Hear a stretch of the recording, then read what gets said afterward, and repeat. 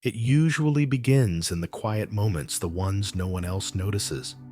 When you're brushing your teeth and the world goes still. When you wake up too early and the silence feels heavy. When you're scrolling through your phone, not to find anything, but to avoid everything. That's when it finds you. That familiar ache. Like something is missing, and maybe it's you. You don't speak about it much because it doesn't sound urgent. It's not loud like heartbreak or visible like grief. It's a softer ache, the kind that slips behind your smile and makes even the good days feel just slightly out of reach. You function, you show up, you even laugh.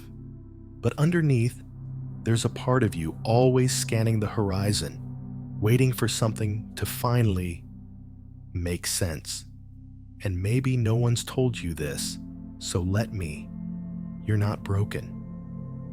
You're just tired of performing for a world that rarely sees the real you. You've been hyper-aware for too long, reading rooms, holding peace, managing energy, being the strong one. You were never meant to carry this much. Somewhere along the way, you stopped being present. Not because you don't care, but because you care too much. You feel everything all the time, even things that don't belong to you. And it's exhausting. So, here in this quiet space, I want to give you something different. Not advice, not a fix, just a pause, a breath, a story, a return. Because maybe what you need right now isn't to try harder or feel better. Maybe what you need is to come home to yourself. You know that feeling, don't you? Walking into a room and immediately sensing the tension no one speaks of. Noticing the tremble in someone's voice before they even realize they're hurting. Holding your breath when others raise their voices, not because it's directed at you, but because it echoes something ancient inside you. This is the burden of the over-aware heart. It's not just sensitivity. It's not just being a good listener or empathic, as people often label it. It's living life as if your emotional skin has no barrier. Every vibration in the atmosphere touches you, soft words, sharp glances, even the silence between syllables. And while it's a gift to feel deeply, it's also a weight. You become the peacekeeper, the diffuser, the one who senses conflict before it starts and absorbs it before it explodes. You anticipate needs before they're voiced. You apologize for discomfort that wasn't yours. You carry blame like it's a backpack full of rain, quietly soaking through your spine, no matter how sunny the sky appears. It's not that you want to be this way. You've just learned it's safer to feel too much than not enough. To be on guard is the way you survived growing up, maybe in a home where moods shifted like weather, or in a life where unpredictability became your baseline. But here's something you might have forgotten. Hyper-awareness is not the same as connection. Reading people isn't the same as being with them. And performing safety for others isn't the same as feeling safe within yourself. You've become so attuned to the world outside, you've forgotten how to come home to your own heart. And you're tired, not just physically, not just from lack of sleep or too many tasks, but soul tired. The kind of exhaustion that seeps into the spaces between thoughts, the fatigue of never fully being allowed to just be. No one sees it because you make it look easy. You're so thoughtful, so intuitive, so emotionally intelligent. But behind every compliment is a quiet cost.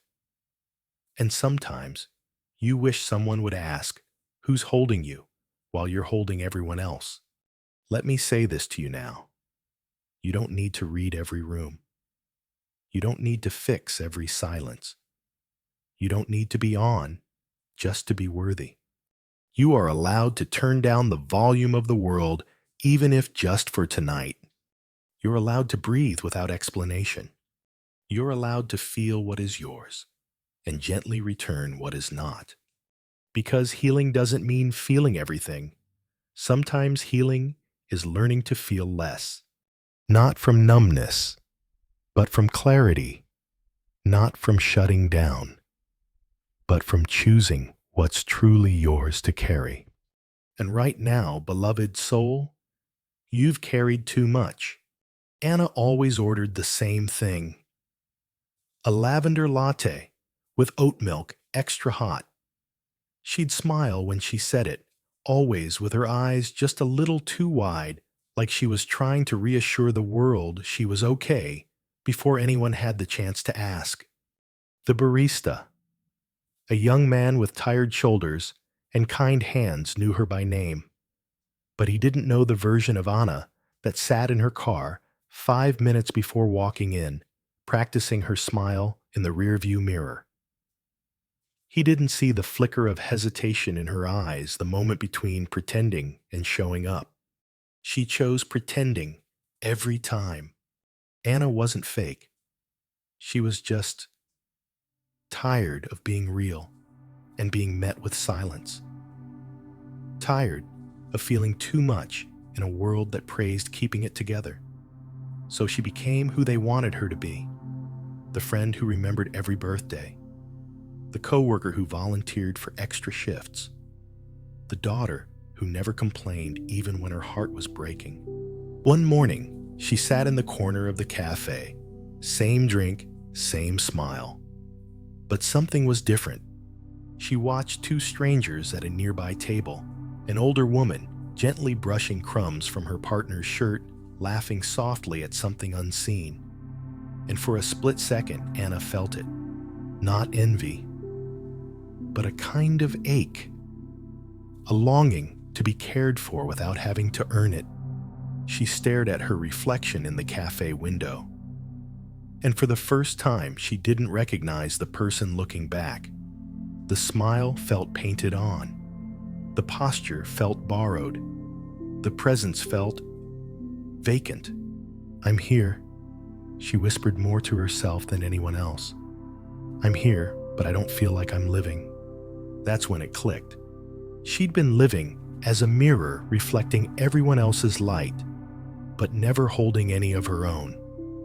She could read every emotion in the room, tend to every unspoken need, and still leave the room emptier than when she entered. Presence, she realized, wasn't about showing up for others. It was about showing up for herself. So that day, she did something radical. She left her phone in her bag. She didn't offer help when a woman dropped her pen. She didn't over-smile when the barista thanked her. Instead, she sat, sipped her lavender latte, watched the steam curl upward, and imagined her breath doing the same. For once, she didn't fix. She didn't prove. She didn't manage anyone's emotions but her own. And in that stillness, something softened. Not everything healed, not yet. But something uncurled inside her chest, like a part of her she thought was gone, had been waiting patiently to be noticed. Anna didn't become a different person that day, but she became a little more of herself. And sometimes that's the bravest thing a weary soul can do. He was only 7 when he learned that silence could scream. At home dinner was a ritual of unspoken rules. No elbows on the table. No questions about Dad's job when he came home late. And absolutely no crying at the table, even if the tension made your stomach twist tighter than the napkin in your lap. So he watched. He learned to read the way his mother gripped the edge of the sink when she was overwhelmed. He noticed how his father cleared his throat before lying. He memorized every sigh, every flicker of emotion that passed through the room, like ghosts no one dared to name. By 10, he was a master observer. He could sense a storm in his father's silence long before the shouting began. He'd rush to clean his room lower, the volume disappear into the corners, not because he was guilty, but because he thought if he behaved just right, the storm might pass him by. He called it love, the way he tried to make everyone okay, the way he swallowed his own voice to keep the peace. But love shouldn't cost you your voice. It shouldn't teach you to disappear. Years later, as a grown man, he still listened too closely, still scanned the emotional landscape of every room before relaxing, still felt responsible for everyone's mood, like their happiness or pain was somehow his fault or his job to fix. He'd become the person others leaned on, the peacemaker, the friend who always just knew when something was wrong. But no one asked if he was okay. And honestly, he wasn't sure he'd know how to answer if they did.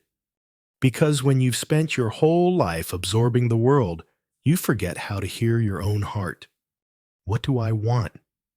What do I feel? What would I say if I wasn't trying to avoid disapproval? Those questions echoed louder as he got older, but answers didn't come easily. Because the truth is, awareness without boundaries becomes a prison.